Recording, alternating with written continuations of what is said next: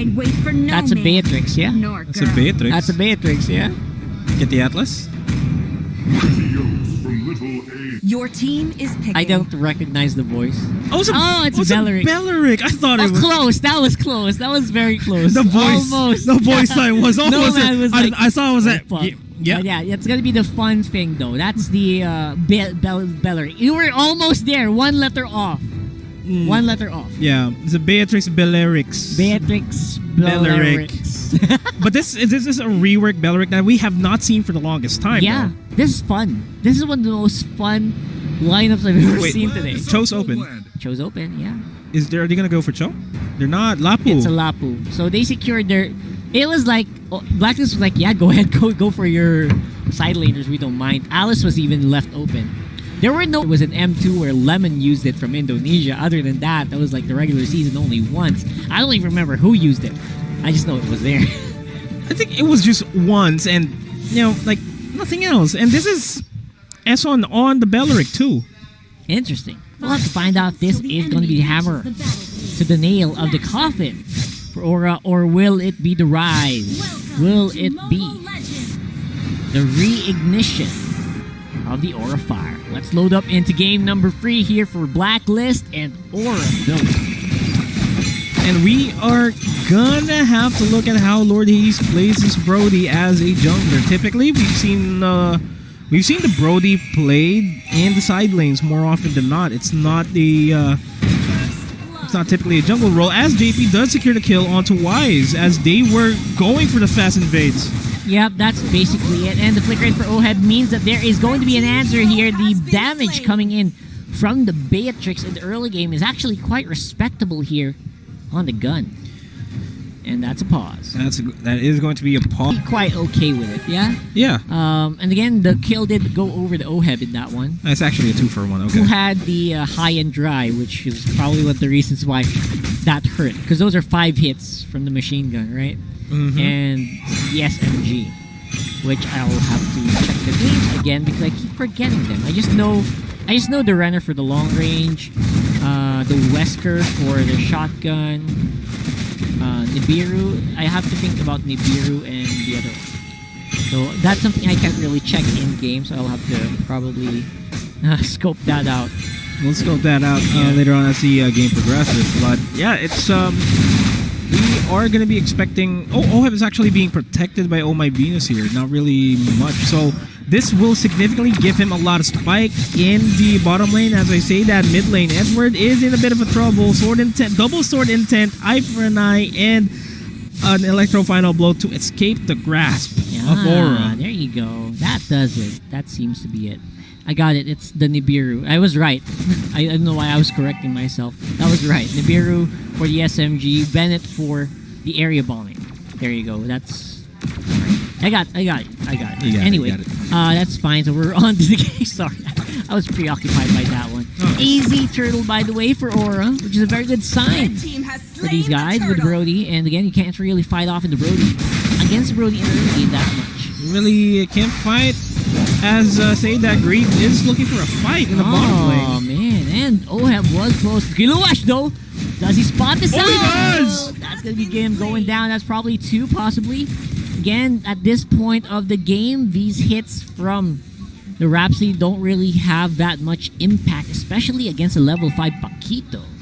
Especially, yeah. He is going to be a bit of a nuisance. Edward's going to be joining in on the fight here in the bottom lane, but he's just ignoring Kilowatt. Like, yeah, I'm just going to go to the turret real quick. Yeah, let's just go ahead. And the good thing about that Aura as well, they did get a massive amount of that outer turret energy shield, almost all of it on the bottom side. Now they're even going to fight once more there.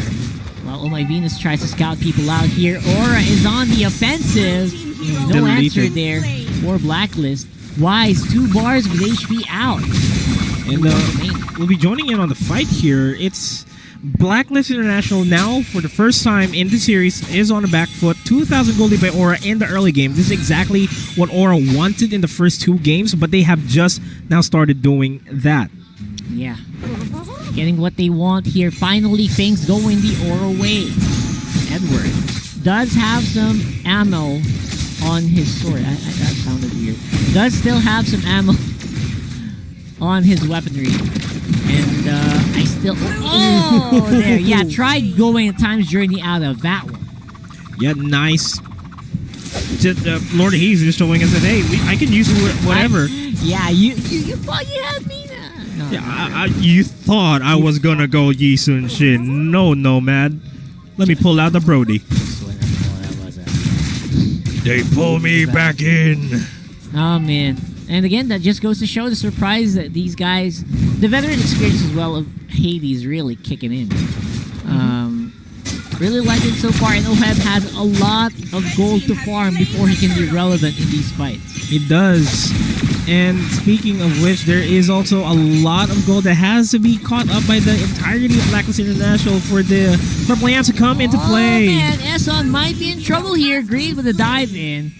Again, the power drop very easily managed by Aura. And the rest of Blacklist are just on scaling. Oheb answers back. How? Okay. That was fine. I was looking at the bot side. SMGs, So my guy. probably SMGs, man. That's 4 hits. That's a lot of damage. Now, it's going to be, again, toward part memory, not really making that mark. BenQ, though, might be able to take the turret on bot side. He should. He can duel Edward here. He can. Edward's just trying to clear these minion waves, but not really going to be in time here. Chieftain's Rage will, actually, Bravest Spider will still be active. Yeah, it is. Still there. And if I'm going to give a timer for Blacklist International, is that we're going to have to expect them to play together as a team 11 minutes into the game. Yeah, not right now, because I feel like they're just going to get smashed here by AoE damage from Kiloash and JP. And they won't be able to reach their mark, which is Lord Hades. Now Edward, though, trying to force it, flicker in by Greed as well. Look at this, the Deducto Final Blow kind of makes a zone here, but JP and the rest of the squad here for Aura is still on the chase. That's quite low on... Oh, man, that's not going to be enough tankiness there from the Bellaric. And again, there you go with Torn Part Memory takes out a massive amount of the HP of Blacklist players. And that's Blacklist on the massive back foot. I just mentioned it earlier on that they need to play together as a team, 11-minute mark. They immediately rotated to the top side hoping to get a kill, but they weren't very successful because of the beautiful positioning by Lord Hades to get a very good torn apart memory into the members of Blacklist International. Kilowatt and BenQ as well were able to rotate immediately towards the top side and able to turn things around. Greed as well with the circling eagle into the back lines, into the side. That was the best engagement Aura can ever want in this game. Oh, look at this. Calm and collected right now for Aura. They are taking everything while Lord Hades does take up the turtle. Let the final blow cast by Edward. Kiloash trying to find an opening to go into the majority of Blacklist, but not really finding it. Now the push is going to have to wait for the minions.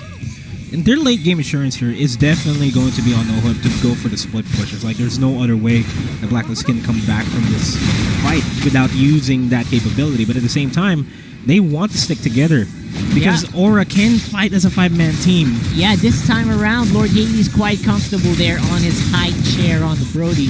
Tried to deny the orange buff, but will be at least given over to Wise. But then Aura PH has some pretty good pressure on top side as well.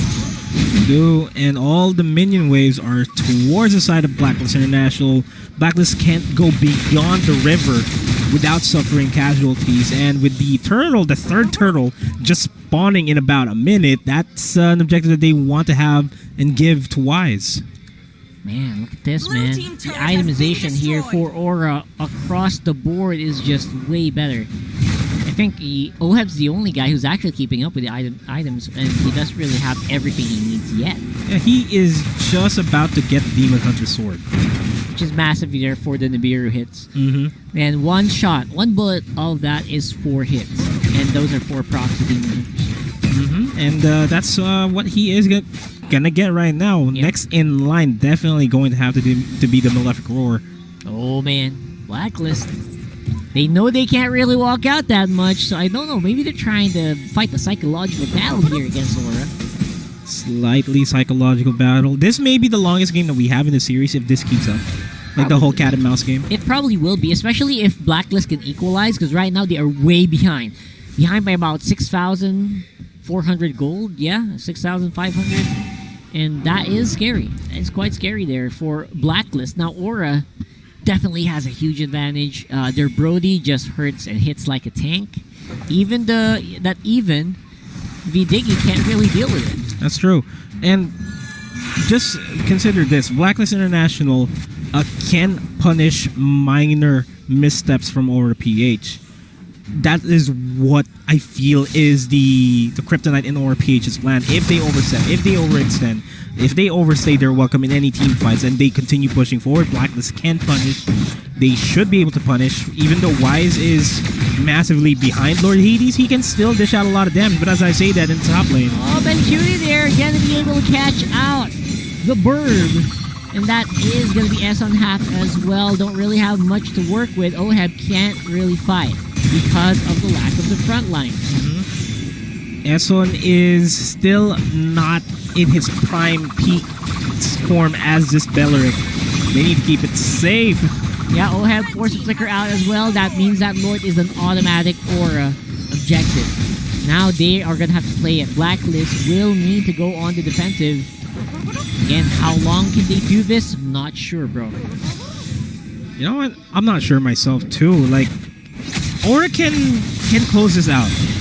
Not with this Lord per se, but this probably a second Lord. They can secure the game for themselves. They can secure the mid lane turret. Paquito, Kilowatch is doing a good job just doing the Kilowatch things and just being one of the hardest working men in Philippine esports and just pushing the bottom lane as far and as hard as possible. Itemization is already looking pretty good as well. For the Brody, just one more item and he's maxed out. That's for the immortality slot. Oheb's not going to go for the Malefic Roar just yet.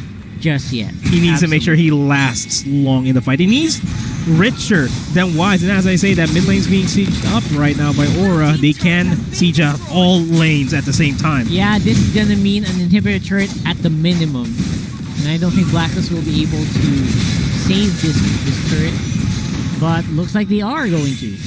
Massive clear, and that's Aura not really fighting, yeah? It didn't really look like they were fighting. You can't blame them because they are playing it as safe as possible. Yeah. They just want to play for objectives here at this point.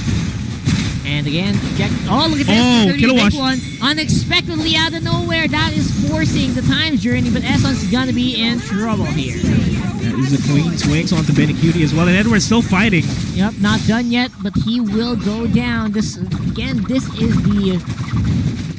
the being glass cannon of a Benedetta. It's just 50-50, man. It's either you survive it or you don't at those points. Either you time the eye for an eye perfectly or you just evaporate. And that is what we've been seeing throughout the entire game, really. That Benedetta by Edward is not really as impactful. What's more impactful here is Oheb. But then again, he's not getting any opportunities to push forward as the bravest fighter gets committed. Huge difference here. Eson as well. Props up. The ultimate not really hitting anything. And now Aura. How are they going to play around? Blacklist. How are they going to play around what Aura's doing here? Unlimited invades. And Oheb and Wise are very sorely hungry for gold. They are, and they're... Now we see the ultimate bonding experience here for Blacklist International. This is what we're talking about, by the way, for Aura. They have to do the same. And they're doing it. They're doing This it. is a win condition that Aura wants. Fight fire with fire. They're going to be checking this push. Oh man, no free hits happens for Oheb. Flickers out as well. Oheb gets caught in a very bad spot. Eson not really that tanky enough. Hits coming down there from the area bombing. Not really making the mark. Edward as well fighting 1v4 while their two marksmen fighting with the Paquito. Pushes in for the minions. Not really going to be able to clear it for sure. And that's the game number 3 going over the Aura. We may have ourselves another 5-game series here if Aura keeps this up, and this winning moment is brought to you by Master. High fives all around in the Aura PH bootcamp. And this